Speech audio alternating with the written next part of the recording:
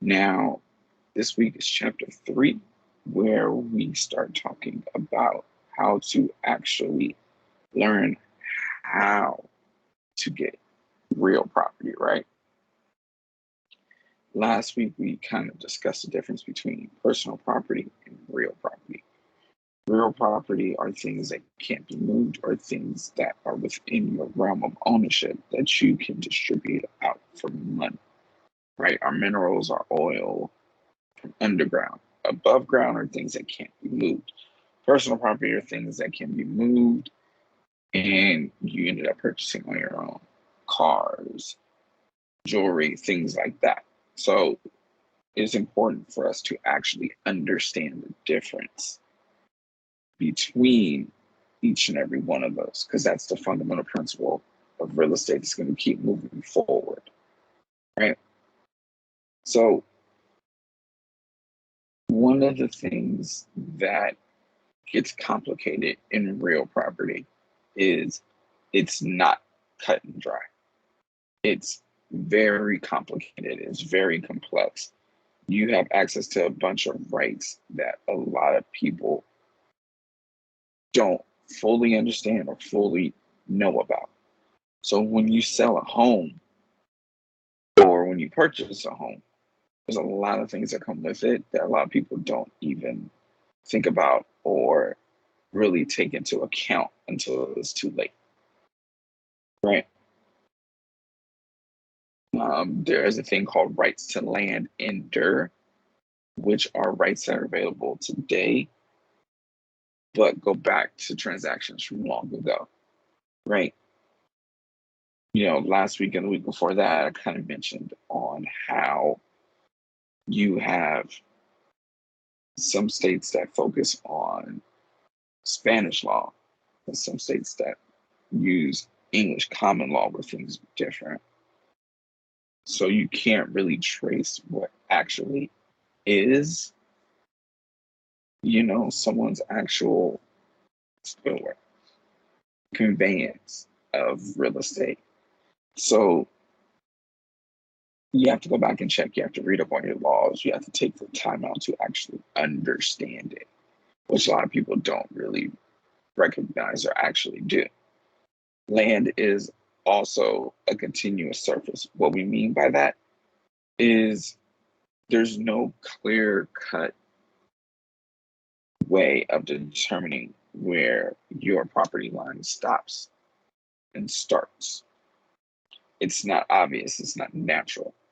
And in the end, every time there's an issue in a boundary area, somebody always gets hurt. So there's always an issue that can possibly arise that there's no win-win situation for every person. Someone wins, someone loses. There's no ifs, ands, or buts about it. Now, what are the potential documents that you could use to actually proof of ownership of real property?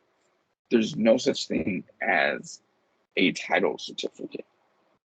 You can use a deed, a recorded document, which is something that is proof. Usually the witness is someone at what we call a county recorder's office.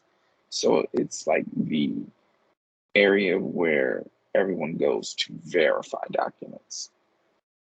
And either the city or the county that the property is actually in. You don't really see this much. The next option is a doctrine of constructive notice. We don't really go over it because you don't really see it that much in many states. You can do a title search, which is just doing a legal record search of who has owned the property before and if there are any issues, right? Like last week, we talked about property liens, see if there's any tax liens, see if there's any mechanics liens, again, which are liens against property for unpaid upgrades or damages. Then you have chain of title and evidence of title, which is just showing you how it broke down to make sure that there wasn't any gaps in between, which That still may not work, but you still have to do it. So even though it's not a guarantee to work, you still have to do it just to make sure that you're aware of the possibility of it working. And then you have the need for an accurate property description. Now, our property descriptions are not necessarily what the home looks like, right? White House, chain link fence. No, more like square footage, lot size, length and width of the property, driveway, if it has a one, garage, if there's a garage. It's an actual description so that someone without looking at pictures can see and estimate what the house will look like in their head and what's been approved by the either city or the county, depending on where they live. So having that description tells you what you're allowed to do if you purchase a home, to upgrade it or to downgrade it, anything of that nature that is available to you. That's a property description.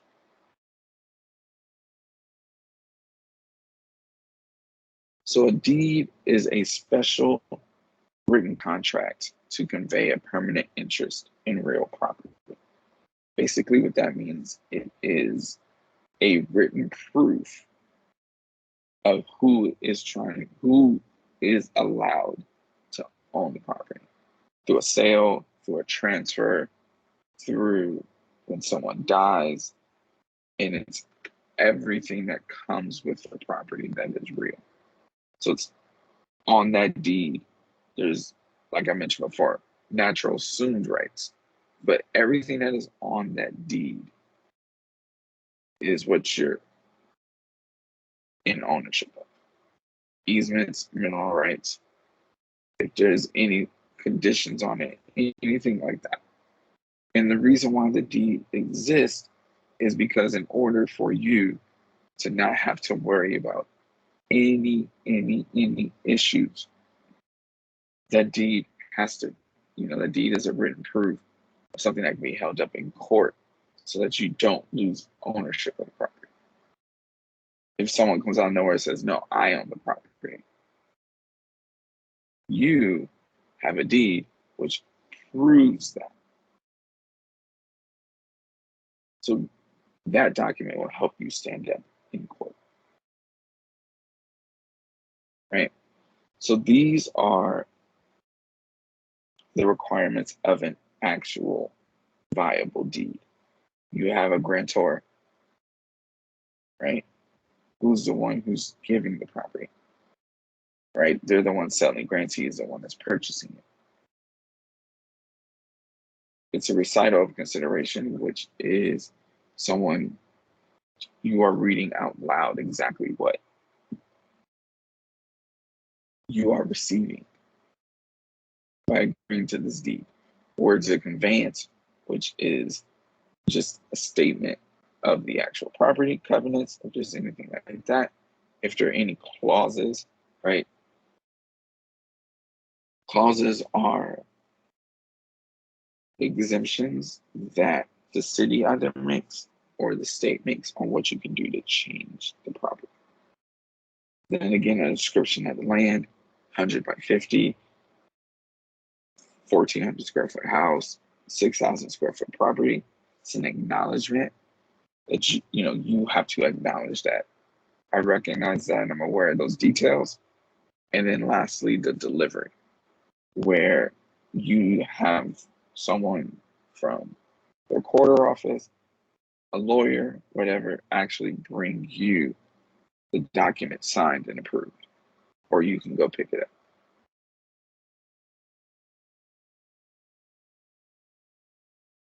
Right? Grantor is the one that is giving you the property, have to be of legal age. So that means recognized as 18. Usually in California, you have to be 18, or if you own property under 18, you have to be emancipated and proof of it. Have to be legally competent, which means that you can prove that you can make decisions on your own for the benefit of yourself. What I mean by that is you have to be able to coherently make decisions so that someone can tell you have sound state in mind. And then the grantee is the one who receives the property. There's no specific age. You don't really need. There's no really requirements to be a grantee other than you can prove your identity. You don't have to be competent. You don't have to be 18. So you can pass on, as a parent, pass on to your kids. As long as the kid can prove that his name is his name, everything is fine. So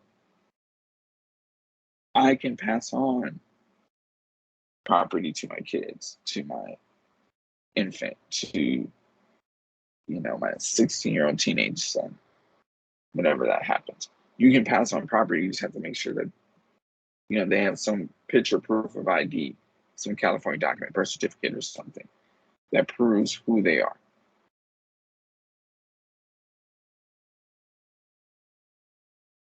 Right? So your recital or words of conveyance, it's a minimal statement that proves you understand what is going on. So a lot of people would, recite for how much they're paying for it, or, for the property given to me, blah, blah, blah, blah, free and clear. I hereby convey, grant, sell, bargain, receive property at such and such address.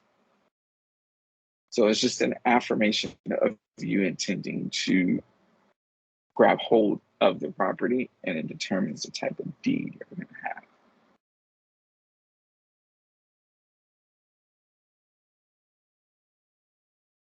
Now, covenants are legally binding promises. Now, there's a bunch of different types of covenants. Some of them are different than these. You have, in certain areas of the United States, we had racial covenants, which didn't allow certain people to live in certain areas. But our three main types of covenants are covenant of season, which is you have the right to own this property and to gather this property. You have a covenant against encumbrances, which are government approved filters that touch the property, easements, or you have a lien. And the last covenant is a covenant of quiet enjoyment, which is where no one has claim to the title but yourself. So no one can come out of nowhere. There's no potential other people that own a significant percentage of ownership. It's really just you or your company or whoever it may be, but you're the only one.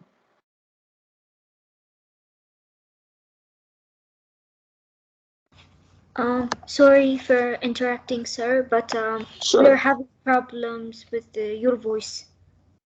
You're having problems with my voice? Yes, we can't hear you clearly. Okay. I've asked, I think, 2 of the students, and they agree with me. Okay, no problem at all. Right, Sarah? Sarah and Khan, I think. Yeah. Okay. If you No could just problem. be a little louder. Sure. Okay.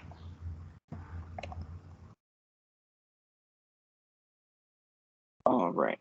So now our clauses that we have is just defining the interest that is coming, right?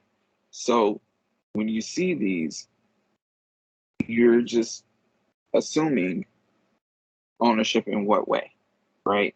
Is it going to, when I die, it's going to revert back to someone else? Is it going to be forever in my family?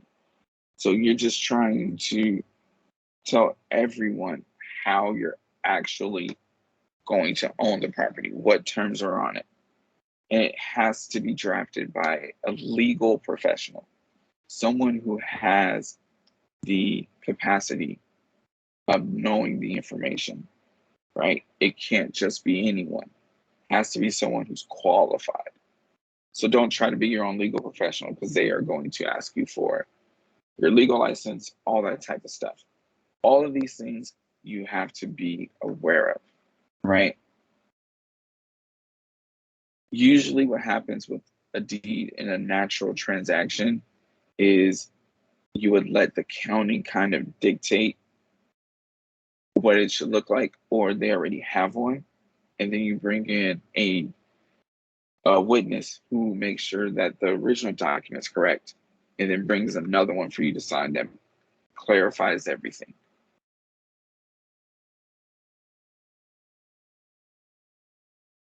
And then you have the exceptions and reservations, which, like I said, is easements or clauses that, that don't allow you to actually own the rights of what's underneath your home, right? Your oil, your mineral, your water, irrigation system, all those types of things. Sometimes there are restrictions on things you can and can't do. In some areas you'll have a easement in the back that can't be touched, can't be moved for 100 years. And you would know that literally by reading the deed before you purchase. Or when you're looking at the home, somebody would tell you. So you already know what you can and can't do before purchasing, right? That's the basic fundamental of making an informed decision. That is your responsibility to do your research. That is, you being available to know exactly what is going on, because that is important for you when you're assuming or purchasing the right to assume ownership of this property, right? Like I said before, our property descriptions are unambiguous and enduring. But what I mean by that is they have to be as close to precise as possible. Nothing that could create confusion amongst people, right? There's going to be a survey, right? Which I told you, 100 feet by 50 feet, whatever the length and width is of the property. Can't include a tax ID number, because that sets you up for potential for fraud, because all of the descriptions of the property are public records. So someone can look up at how big this property is for free on the internet, way more in depth than just a street preview. These are documents that are, approved by the county government or the city government, but are placed for permanent, for public view. So these are very acceptable. So that's why you can't naturally detail information that can potentially relate to a fraud opportunity. That's why they don't put up tax ID numbers, because those are attached only for property tax purposes. So when you pay your property taxes every year, that's the ID number you use, because the the tax ID number matches up with the address. And then that's how they confirm ownership of who is who.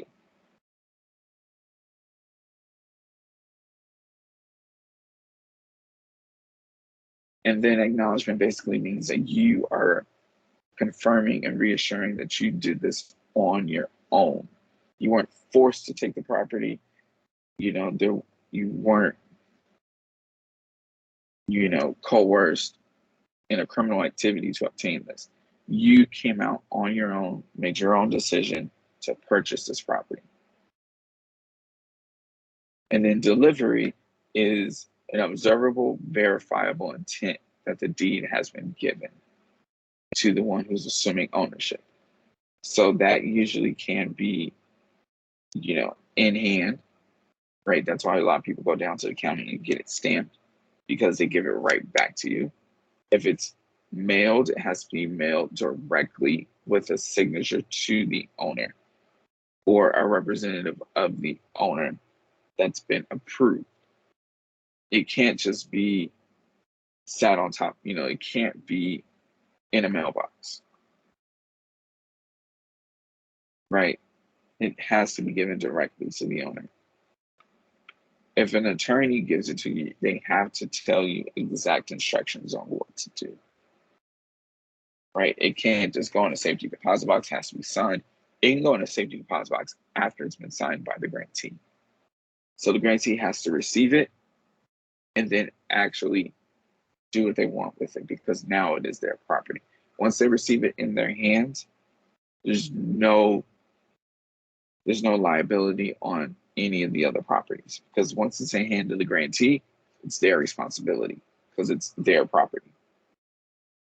Does that make sense?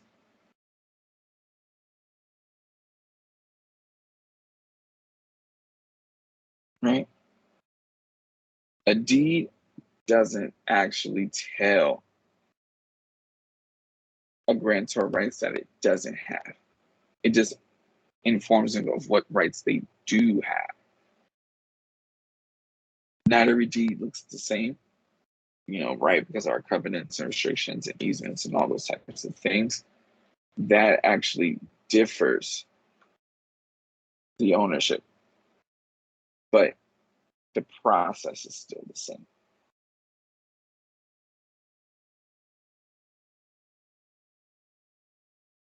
So these are our types of deeds, right? General warranty deed is your basic, straightforward, no issues, right?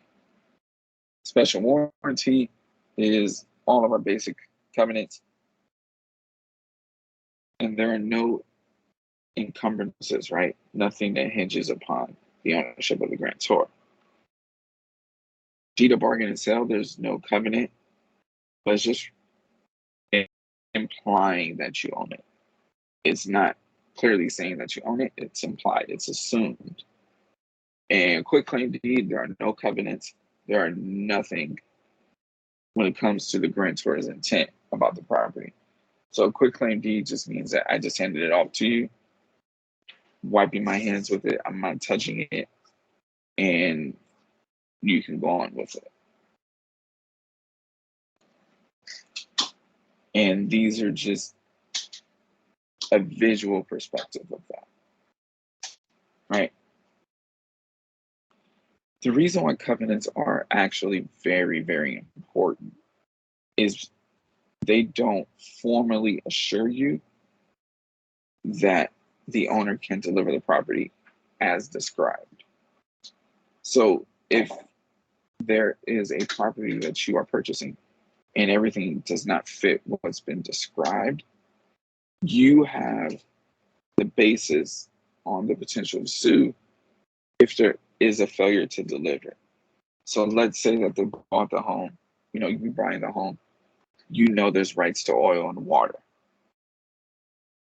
The person who sold you the home, the actual previous owner, comes back and takes oil, starts digging up underground, starts taking oil, and took water to sell. They don't own the home anymore. So they can't even come onto the property without your permission. But taking things that you own and selling it for their personal gain is not only means to sue, it's also means to have them arrested for not only trespassing, but that's stealing. So these covenants that we are mentioning and understanding, they do have a significant legal purpose that we have to consistently recognize and realize that they're here, they're for us, they're protected, so that we know what we have to own and disperse for our personal gain as a grantee, right? Not as a grantor. Once you officially decide to become a grantor, you lose those rights until the deed goes through. After the deed is signed, after the approval, you have no more ownership. There's no possibility of gaining it back unless you repurchase it.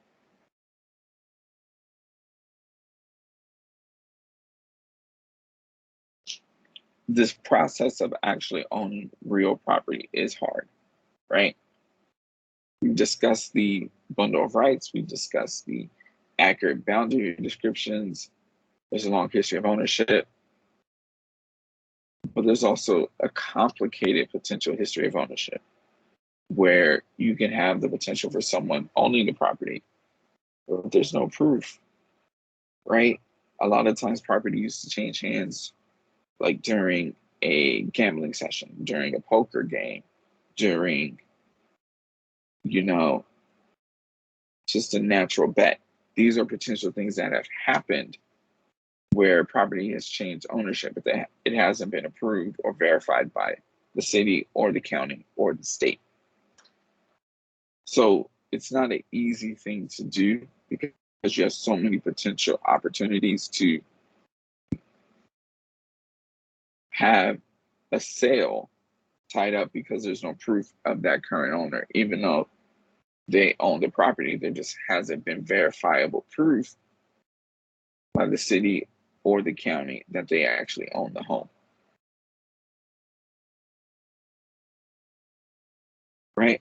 So now, here are our ways of actually conveying real property. Two types of conveyance: voluntary, involuntary. Right?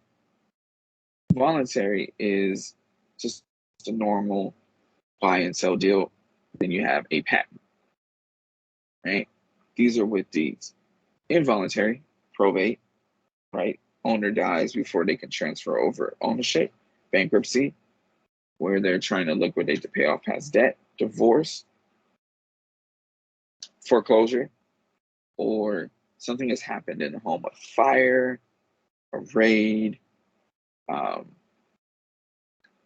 explosion, whatever it may be, a flooding where the home is just too damaged to actually fix, right? So that's, the process of being condemned. So that's involuntary as well.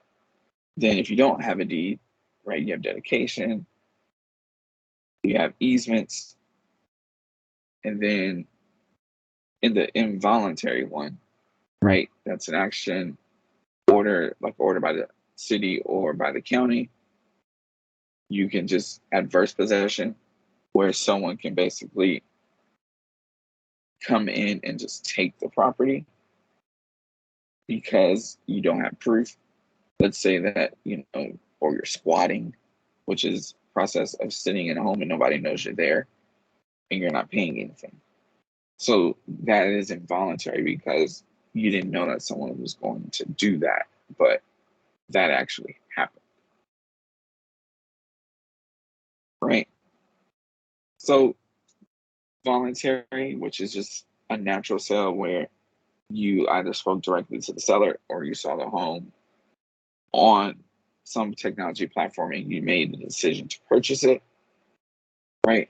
Involuntary probate is where the court, based on evidence or testimony, decides who can actually keep the property. If someone dies and it's not in a trust or will, it automatically goes to probate. Some of the famous people here have gone through probate: Walt Disney, Prince, almost everyone, Heath Ledger, because they didn't put the properties that they own in a trust, or where that in the sad event of their tragic passing, they can pass that on to heirs, kids, spouses, family members, where it could just keep moving without them having to potentially pay taxes or anything like that. It just passes on from generation to generation. And each generation can decide what they would like to do with that property.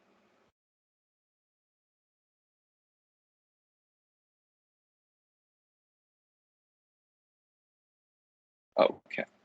So now you have an indicator of an economic base.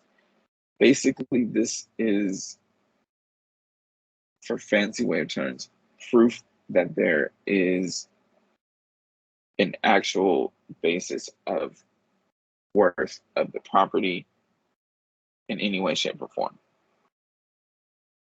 So, right, our easements are government restrictions, city, county, state, right? Bridges for water, canals, all those types of things. So when we're looking for these types of things, when we're looking at when this happens, there has to be an action that shows proof of a loss of money, right? If I'm taking water away from the property, that is worth something because that is water that you could be using, water that you could be distributing to those in the city because the well runs through your property line, right?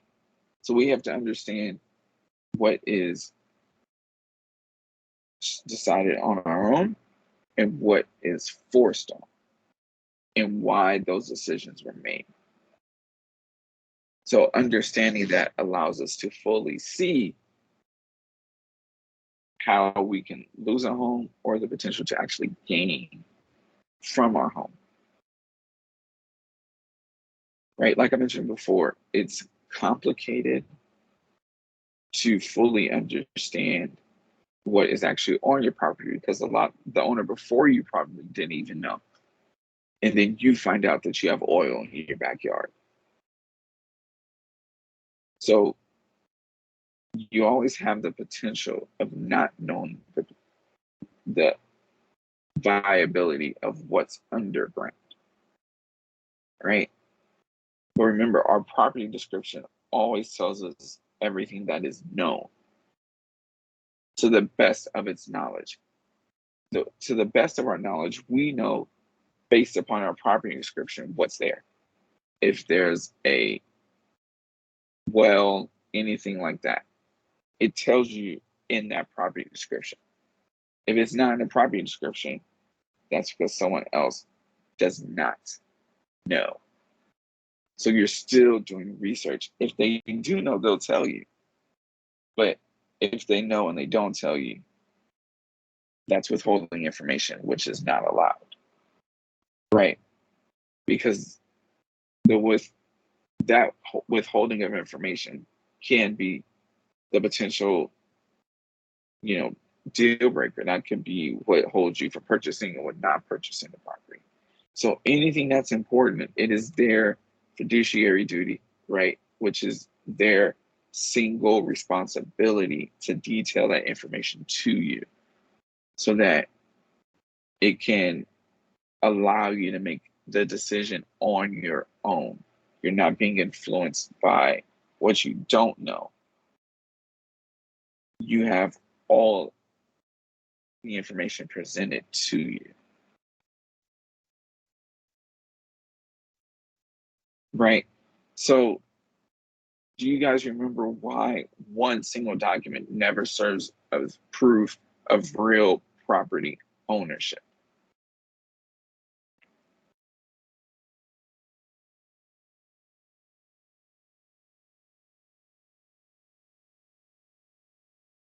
Does anyone remember why just one singular form can't be proof of ownership?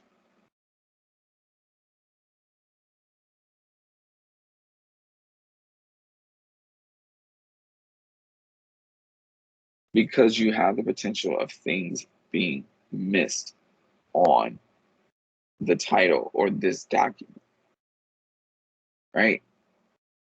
There's always something missed, or there's not enough room, or you're not aware of things. There's always going to be something that you're not aware of on a property. The reason why you're not aware of it is because the other party probably isn't aware of it as well. Not everyone did their research, or because of certain things, you have gained access to,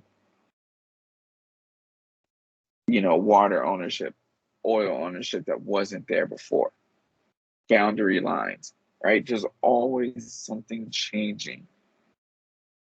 You just don't know what it is and when.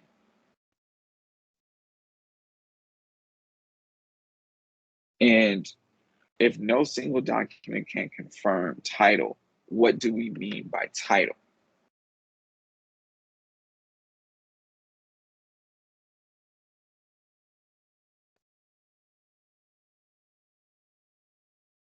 Anybody know? So remember, since it can't prove ownership, you are still learning exactly what's on the property while you're on the property, right? Title just means documented ownership, which means you are just the documented owner of Starbucks. It has been approved that I can purchase it. But if Starbucks was sitting on oil, I don't know, because a lot of times people may not have used it. Because we naturally assume when we purchase, we know exactly everything there is to know about the property. But that's not always the case.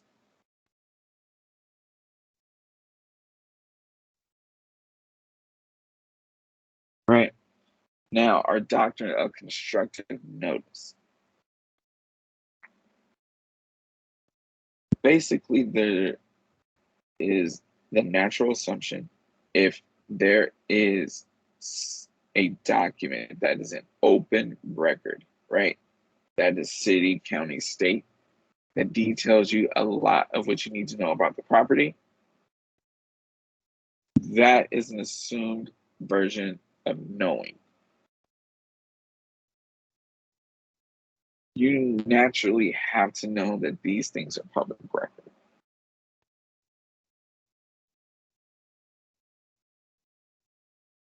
The deed will always be public record because remember, it has to be verified by a court approved employee.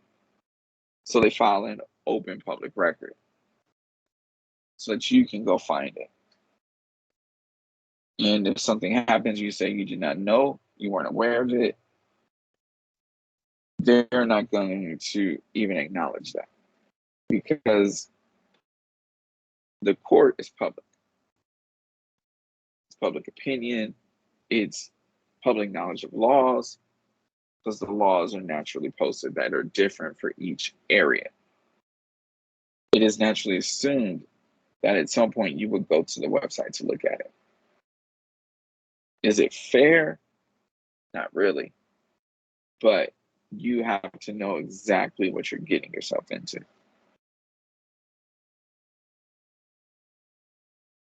And our public records, right? I can't be bound to what I don't know. I can't be held liable for something that is not public record. If it was public record, that means someone discovered it and put it there in the public so that everybody else knows exactly what's going on. Right? Always has to be written. In these types of forms, make sure everything is written. And if it's written and then it's recorded, it is considered known. They are aware of exactly what happened, what this document is entailing. They're very aware of it.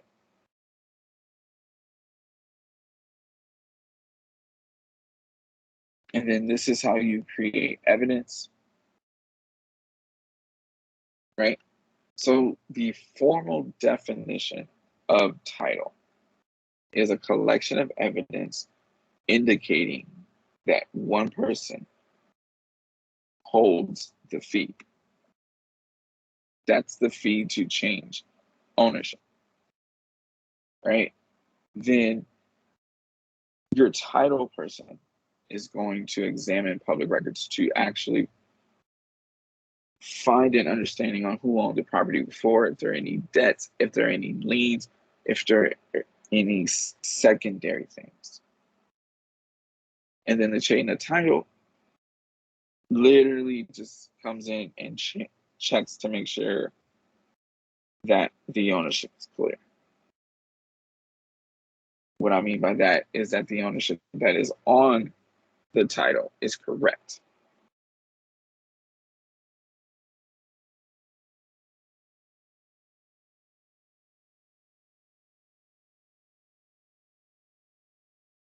So when we look at a chain of title, it literally looks like a link chain because that ties in a lot of the history together, recent or in the past.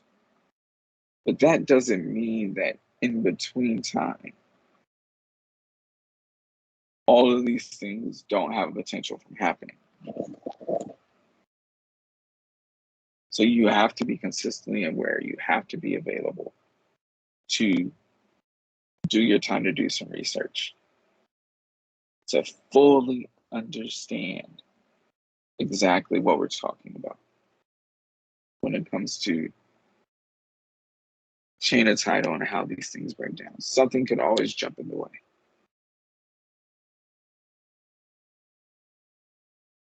All right. Our evidence of title is an assurance of a good or marketable title.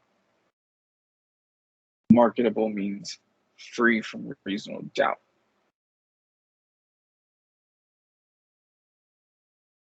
Which basically means that my claim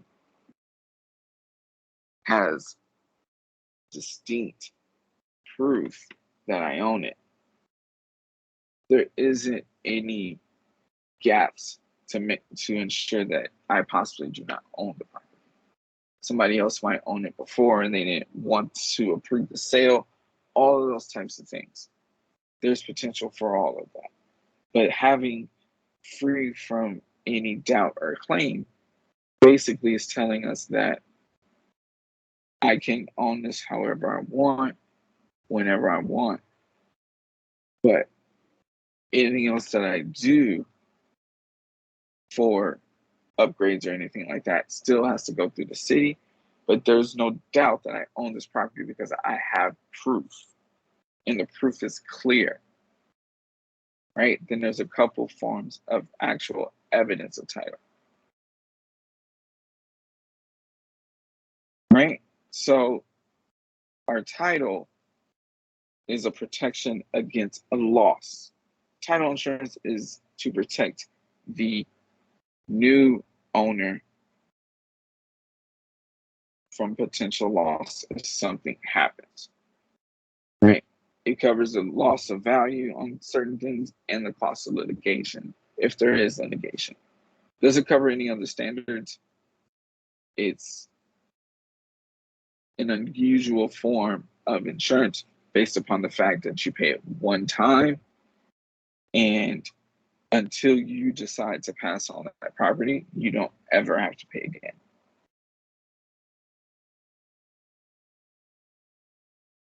Any questions on that?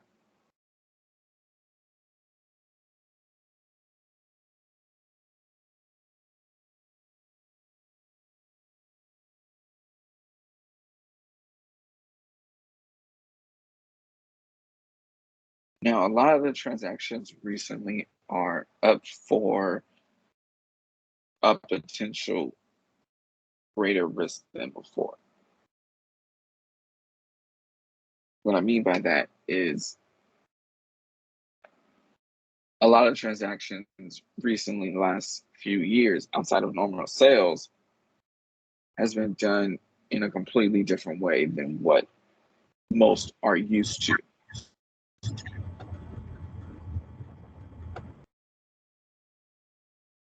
So now, also the earlier that the home was created and purchased, there's a potential for us to know more about history.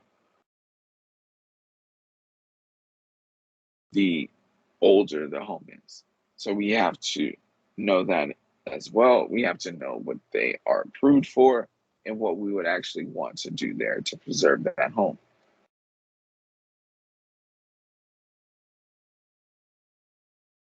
So our marketable title laws is state laws that shorten a title search. So let's say you want to answer the question first.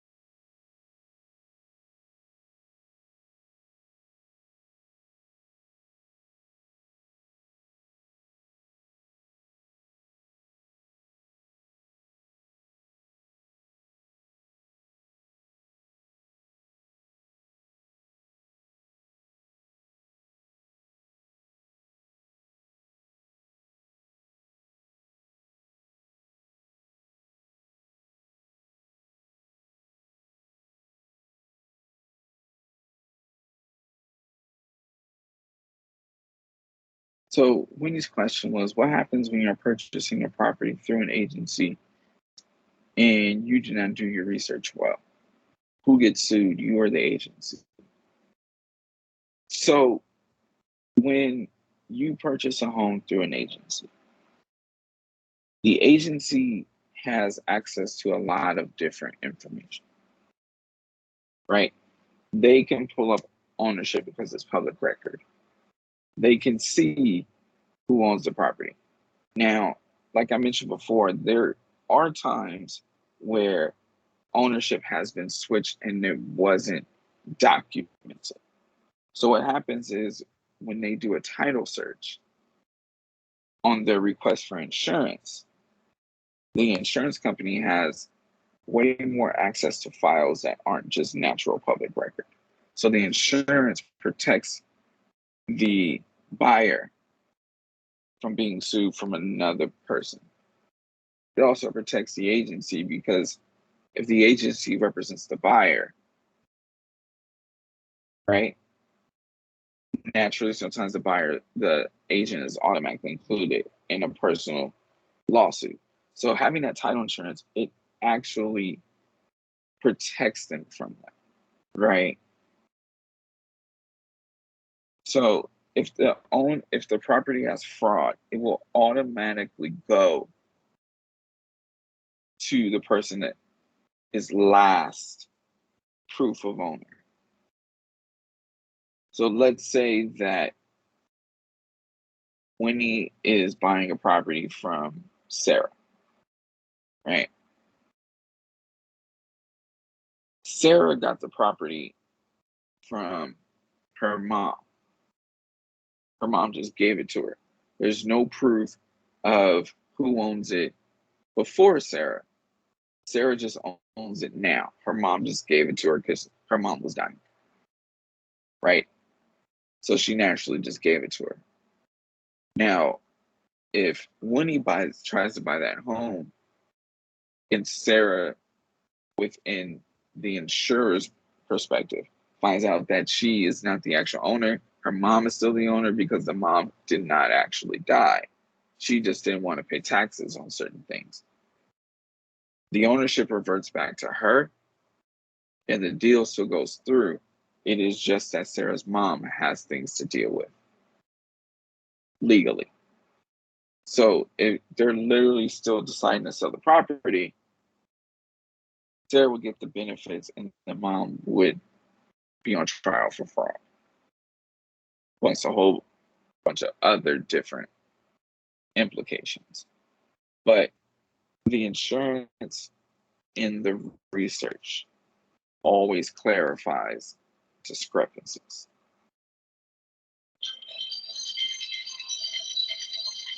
Does that make sense?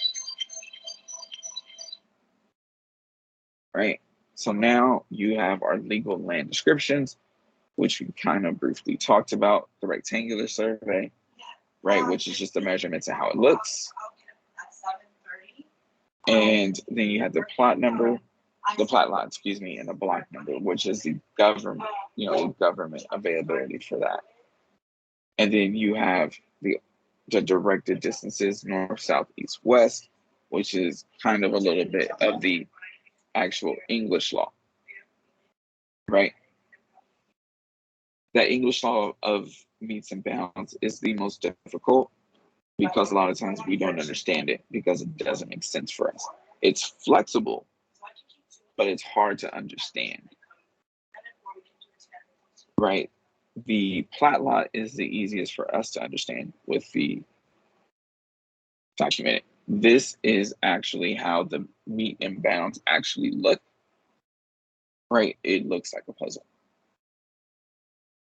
It's not easy for us to understand at all. Then the land description with the subdivision, that is the public records, right? That gives us the block number, the lot number, and it's sufficient to actually describe the actual parcel that you're purchasing. And in urban areas, this is what most people use.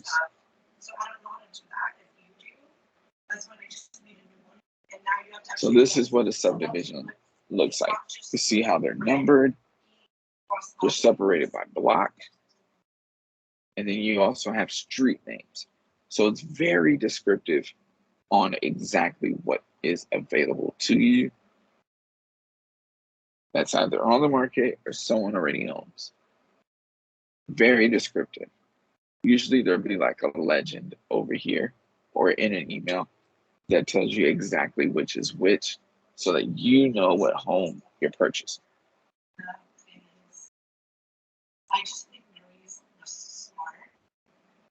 So then you have the rectangular survey, right? So you have reference points, you have a baseline, a principal meridian, which is the middle, right? You have clear boundaries. You have range lines, tiered lines. Then it actually tells you, depending on where you live,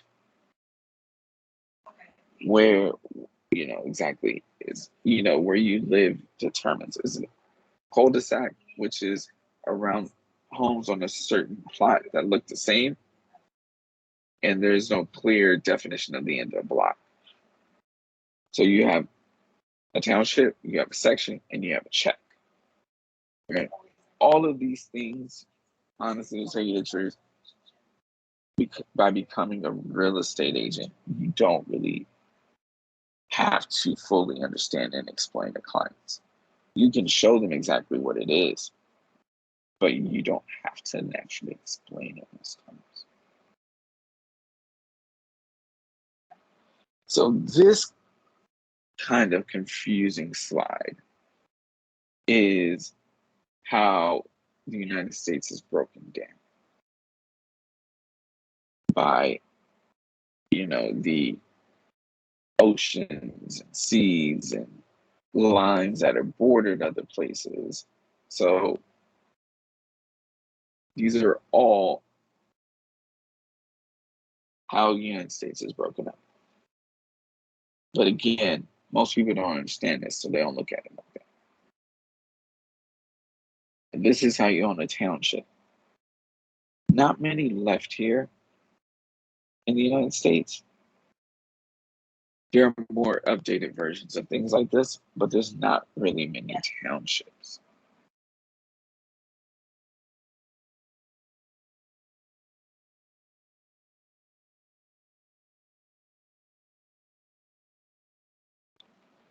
Right, so look at that. They're just numerically organized by a square. Doesn't make any sense. It's just all we know that a square has equal sides. So that size frame is, they're all the same size. That's all we know.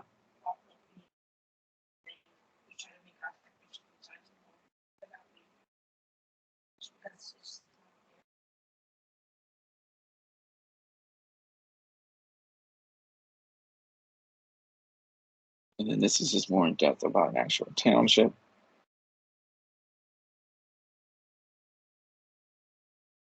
This is a visual on how you subdivide. So if you have a $10,000 square foot lot and you want to split it in half to put a home in the back side of it, this is a visual understanding of how other people would look at it. Does that make sense?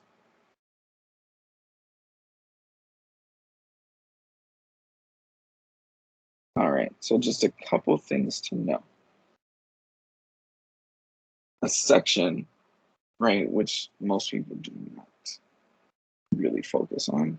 Like, we don't focus on the differences between them all. So a section is a described square mile on a rectangular survey.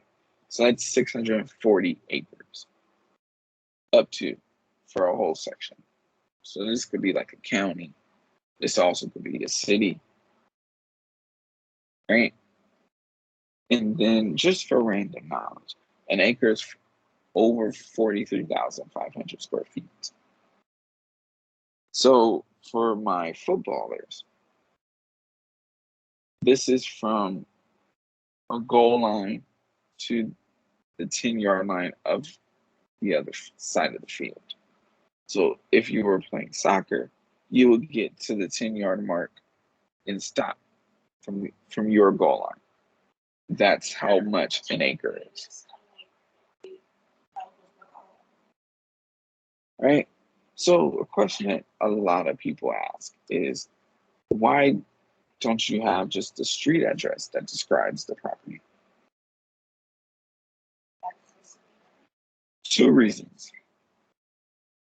It's not a boundary, it's an actual point. It is just an actual spot, right?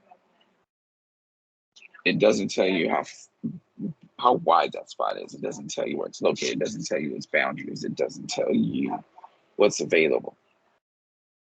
It just says, hey, stop here. Like on Google Maps, when you're trying to do directions and it tells you the destination's on the right or the left, and you just stop. You know, for the average observer, they're like, oh wow, that home was pretty big. But I don't know it because I only have the address. So there's some inaccuracies there. There is a lack of clearance or guidance on what the property actually has. Right? So again, just to wrap this up, this chapter, there are three challenges of actually owning real property. It's complicated. There's a history of ownership. There's boundaries. Then we have our deeds and constructive notice. Right? So remember how we can actually claim ownership. That is through title. Title insurance protects us, the buyer, from any type of fraud that could be possible in this transaction. So as I'm gaining ownership, something goes wrong, my purchase is covered.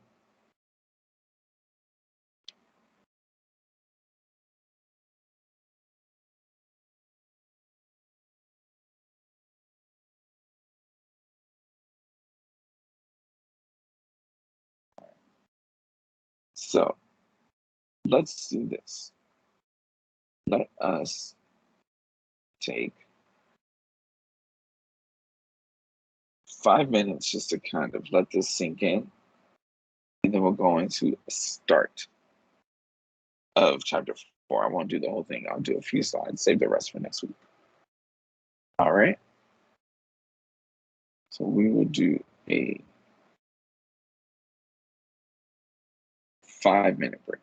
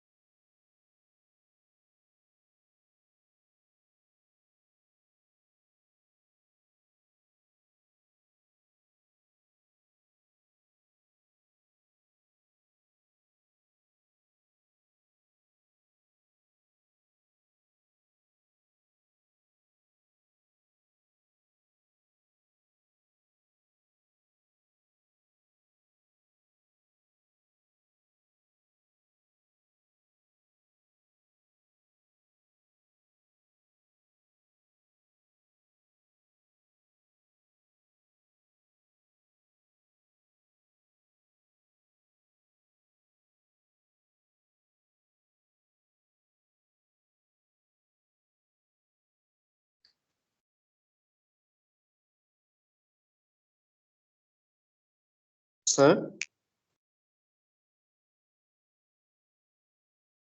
do you have my voice? Say it again. Sir,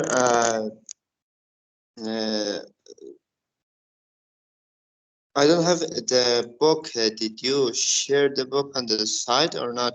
I don't know about this. I mean the resource of the real estate. If you're in Moodle, the first 2 chapters are uploaded. These will be uploaded right after class, or actually in a few minutes. The first 2 chapters were presentation, I think. You mean from last week? Yes, I mean the main book, the main resource. Did The you textbook. share it? You're talking about the textbook. Yes, yes. The textbook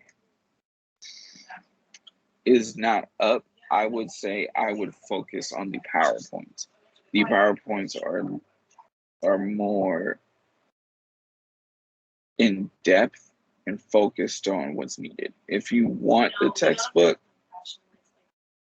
I can post it, but I'm not really using the textbook directly. Mm-hmm. It means that you're using many resources on PowerPoint, yes? On the presentation. Yes, the presentations are the main resources. If you want the book, I can get a copy and upload it, but we're not really using it.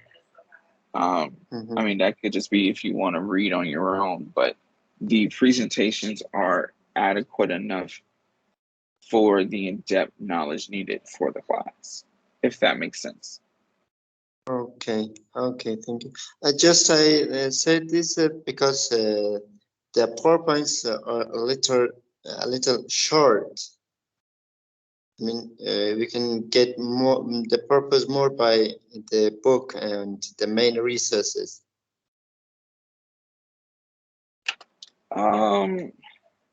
They're I wouldn't say short. They're just very to the point.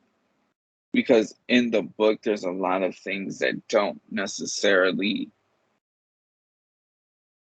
help you, because there's a lot of different, there's a lot of scenarios that are posted, but the information that is in the presentations is in depth. Not, these are not just cliff notes. They are notes that are taken with the intention of helping you understand what the textbook is saying. Okay, thank you. You're welcome.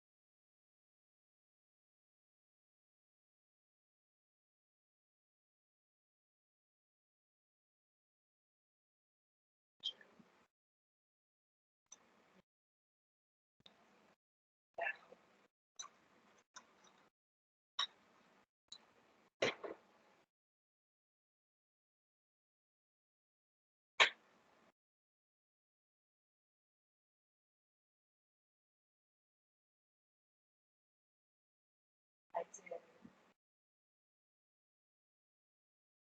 I just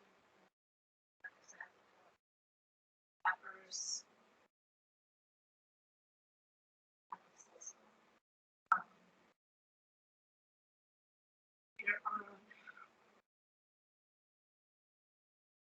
Oh, this is not good. So, yeah, we went out to eat. So with Amaya, because Sarah's mom in Costa Rica had a mother's retreat, and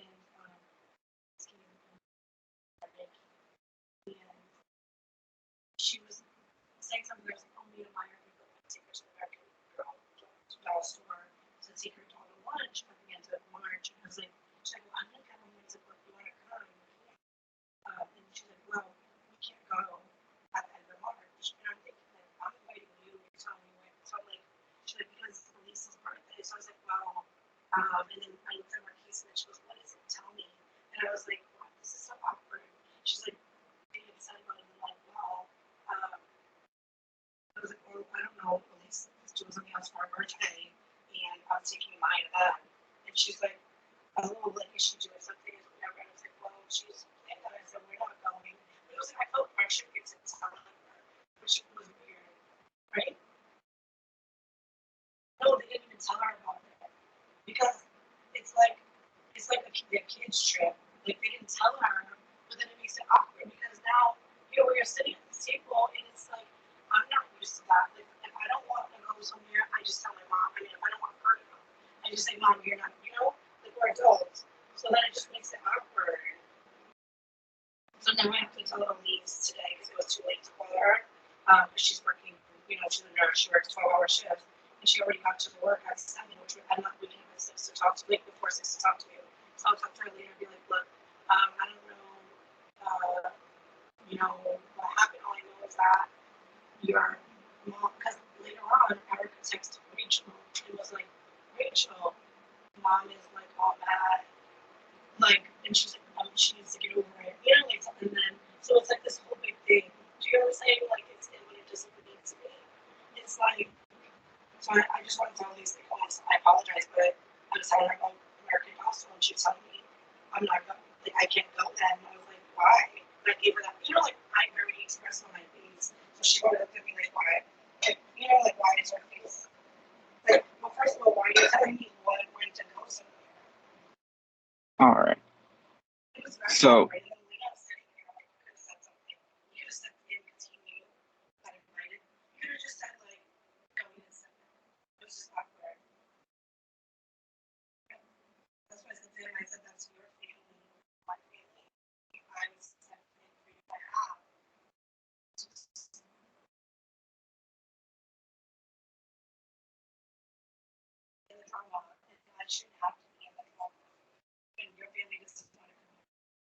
all right. So, as we were mentioning, as we were talking about the actual potential of ownership, there's also limitations on it, right? So when we have limitations on ownership, we have to be aware of what is possible, of how to gain ownership and lose ownership. And, there's potential of government and private. The government can be very involved and engaged in ownership, right? You have eminent domain where the government comes in and takes over the property. You get a small sum of money, they take it over and use it for whatever they want. You have the regulatory power of the police that puts restrictions, and then you have the potential for missed taxes, right? Then private, you have liens, right? We mentioned mechanics lien, where you have that. You have just a personal lien, you have deed restrictions, you have easement, you have leases. And, right, just to remember, guys, the actual use of land is if not the most restrictive regulative activities in the United States. It's important because there's so many different things that come with ownership, right? These are things that we have to be aware of. No matter where you are, the government is going to be restrictive about ownership of land because you have so many different things that you can have. You can own so many different things. There's a lot of involvement. So you have to be aware of it. So you just have to be aware that the government will always try to restrict, try to control, or try to put regulations on how to own land. Because remember, there's taxes attached to land ownership. That is the government's most profitable activity, which is taxes, right? The activities are actually, the things that the government do make money, but they're not as important as taxes, right? So there are potential for things that can cause the market to change or to be negatively affected. Location, quality, instability, spillover. What we mean by instability is there could be a lack of certain resources or a lack of actual land availability. Or, say someone owns a property that, is in bad condition. You can't reach it. You want to purchase the land to put homes there, to build condos or townhomes. You can't reach the owner because the information is incorrect. So that is unpredictable, that is unreliable, that is unstable for potential. You have the potential for a monopoly of where a location is that some people may not even think about. And one company just bought the whole thing up. So, you have various potential opportunities that can change how the market is not only perceived, but how it is for the normal consumer.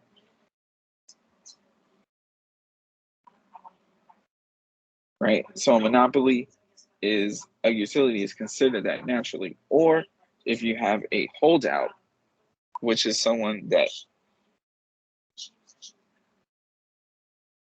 like land assembly. So if the government's trying to build roads, traffic lights, railroad tracks, train stations, right? Or if there's information that you're missing because, there might be a natural risk, a hurricane, earthquake, or fire, right?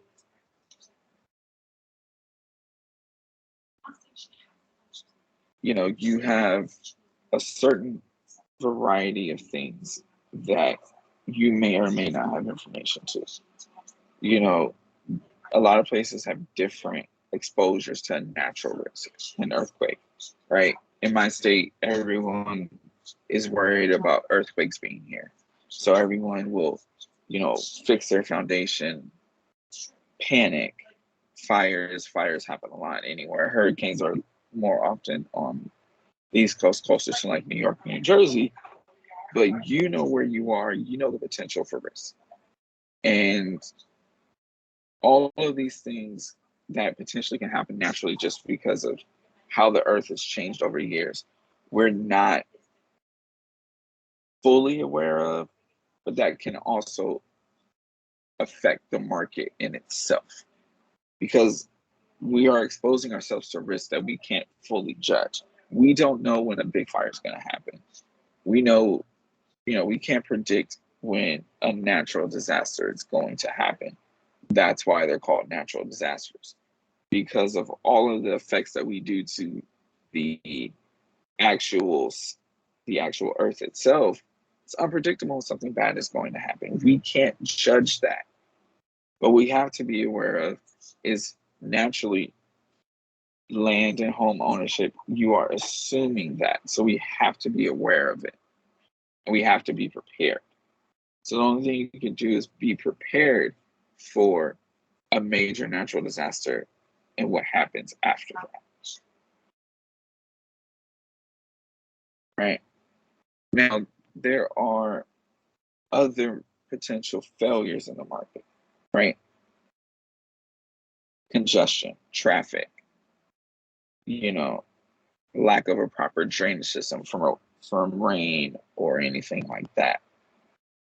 Emissions, right? Gas emissions, greenhouse emissions, carbon dioxide from cars, all of these things are natural things that we can control, per se, as people ourselves, right? Drive more electric cars. You know, instead of driving individually, we limit, you know, car ownership, right? But these are all things that affect how we live. And it affects the market in itself that we don't really focus on, right? So outside of that, right, and we're going to end after this, one of the things I wanted to mention, because like you said, we've talked about government, you know, boundaries on home ownership when it comes to easements and things like that. We talked about personal liens. The one thing we haven't really discussed in the United States that's important is building codes, or what we call zoning codes. One of the reasons why is, you know, fire safety, sanitation, potential for injury, but also what is available for people to actually do with their property. Can I build another home on it? Can I make it certain height, certain width, right? These zoning codes determine, based upon the actual property description, what your availability is, because you don't want to have it affect your neighbors. You don't want to have it affect their quality or way of life, which is important.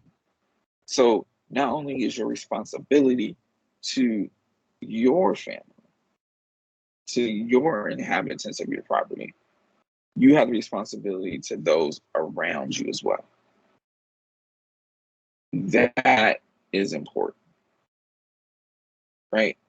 You can't be on a home where all the houses look the same and you want to build a 3-story home, or you can't do that because that's not allowed.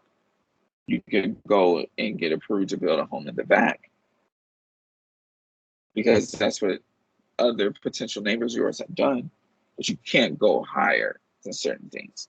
Some areas are a little bit more strict than others,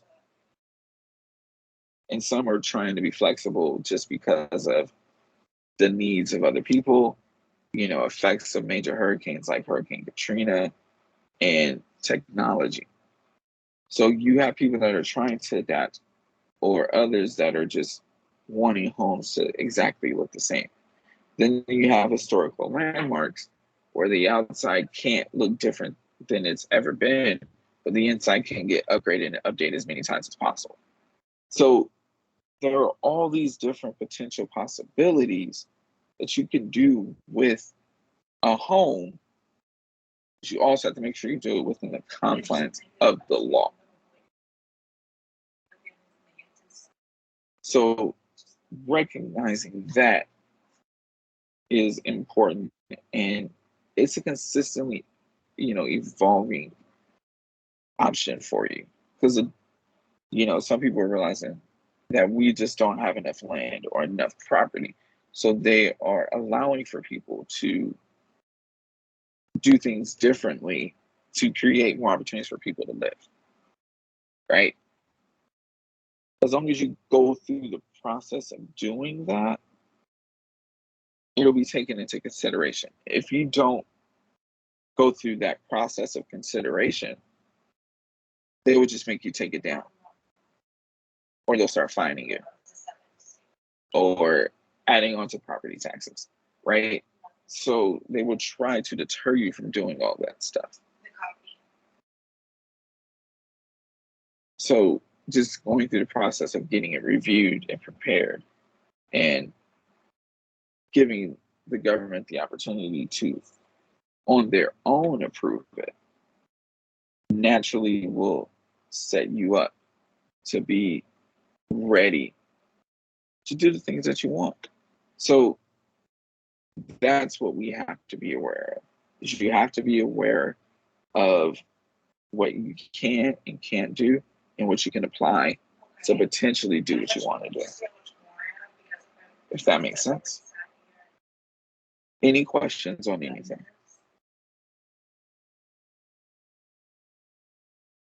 No questions? All right. Like I said, I will go post the PowerPoints now, literally, and then I will upload the book as a PDF copy. So if you really want to use it, you can use it. Also, if you guys know your other classmates, make sure they are aware that attendance is mandatory, right? You have to be here. But other than that, glad you guys are here. Any questions before we end for the week? All right. No questions. So I will see you guys next Monday. Have a great week. See you then. Goodbye, sir. Good night. Goodbye, Al. Goodbye. You guys have a great one.